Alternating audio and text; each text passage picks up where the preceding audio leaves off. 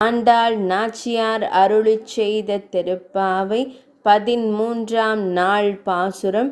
புள்ளின்வாய் கீண்டானை புல்லா அரக்கனை கிள்ளிக் களைந்தானை கீர்த்திமை பாடிப்போய் பிள்ளைகள் எல்லாரும் பாவை கடும் புக்கார் வெள்ளி எழுந்து வியாழ முறங்கிற்று புள்ளும் சிலம்பினகான் போதரிக் கண்ணினாய் குள்ளக் குளிர குடைந்து நீர் ஆடாதே பள்ளி கிடத்தியோ பாவாய் நீ நன்னாளால் கள்ளம் தவிர்ந்து கலந்தேலோர் எம்பாவாய்.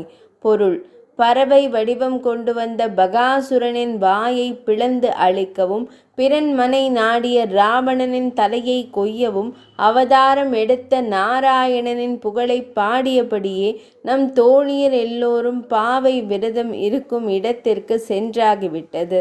கீழ்வானத்தில் வெள்ளி முளைத்துவிட்டது. வியாழன் மறைந்துவிட்டது. பறவைகள் கீச்சிட்டு பாடுகின்றன.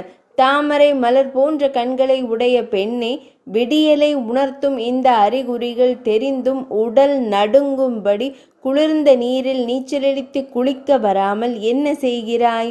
அந்த கண்ணனை நினைக்கும் ஒவ்வொரு நாளும் நன்னாளே. மார்கழியில் அவனை நினைப்பது இன்னும் சிறப்பல்லவா?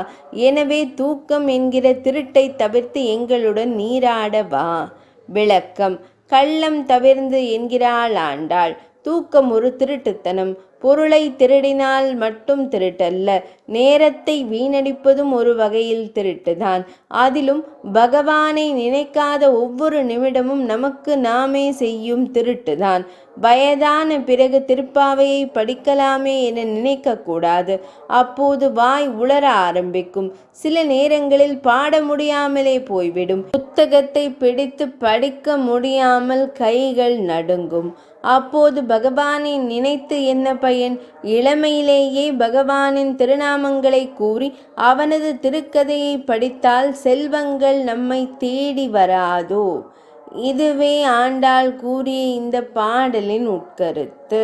13ஆம் பாசுரம் நிறைவடைந்தது.